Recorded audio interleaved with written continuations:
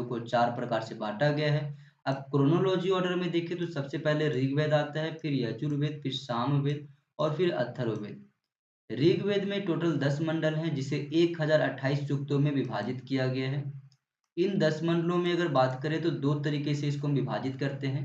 पहला जो है आपका 10 मंडलों में वो दूसरा मंडल, तीसरा मंडल, चौथा मंडल, पांचवा मंडल, छठा मंडल और सातवां मंडल इसे प्राचीन यानी कि प्रारंभिक वैदिक कालीन साहित्यों में रखा जाता है और इसे कुल मंडल कहा जाता है।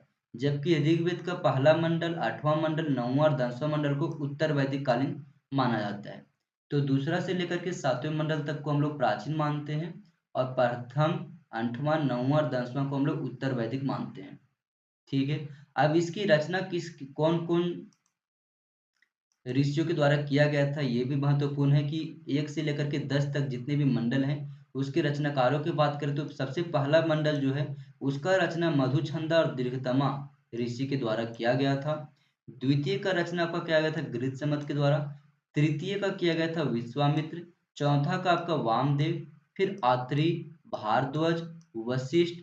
अष्टम यानी कि 8वां का किया गया था आंगिरस और कन्नव के द्वारा। 9वां का आंगिरस और कश्यप के द्वारा और जो 10वां था यानी कि 10वां मंडल था उसका त्रित, इंद्राणी, सची और श्रद्धा के द्वारा इसका रचना किया गया था। अब बात करते हैं यजुर्वेद के बारे में, पर इससे पहले मैं बता दूं कि ऋग्वेद के 2 ब्राह्मण थे, एक ऐत्रेय और दूसरा कौशिकी। अब यदि हम बात करें यजुर्वेद के बारे में तो इसका संबंध यज्ञ अनुष्ठानों से है, यज्ञ कर्म कांडों से ये जुड़ा हुआ है और इसका जो रचना है वो वेद व्यास के द्वारा किया गया था। इसके 2 शाखा हैं, पहला साकल शाखा, दूसरा कृष्ण शाखा। साकल शाखा के अंतर्गत कन्नव और मध्यान्ह आता है, जबकि कृष्ण शाखा में काष्ठक, कपिस्थल, मैत्रानी और तैत्तिरीय आती है। यजुर्वेद में 2 ब्राह्मण कौन कौन से हैं तो आपका तैत्तिरीय और शतपथ ब्राह्मण जो है वो यजुर्वेद के अंतर्गत आता है। अब यदि हम बात करें सामवेद के बारे में तो सामवेद वैसे ग्रंथ को कहते हैं जो संगीतमय से जुड़ा हो यानी कि संगीत कला से जुड़ा है आपका सामवेद। इसका संकलन महर्षि कृष्ण व्यास के द्वारा किया गया था और इसका जो लेखक थे वो आदित्य ऋषि थे। तो संकलन कोई और किया, लिखा इसको कोई और।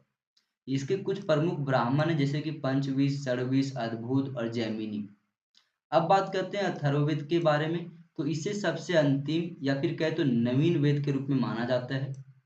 इस वेद में हम क्या क्या जानते हैं तो विज्ञान के बारे में, आयुर्वेद के बारे में, ज्योतिष विज्ञान, शास्त्रीय ज्ञान, गणित के बारे में और भूत प्रेत और जादुई टोना यानी कि मंत्रों के बारे में भी जानकारी हमें मिलती है अथर्ववेद से। इसका रचना जो है अथर्वा ऋषि या फिर कहे तो अथर्वण और आंगिरस ऋषि के द्वारा किया गया था। इसके प्रमुख जो ब्राह्मण है वो केवल एक ही ब्राह्मण है, वो है गोपद ब्राह्मण और इसकी 2 शाखाएं हैं, पहला शौनक, दूसरा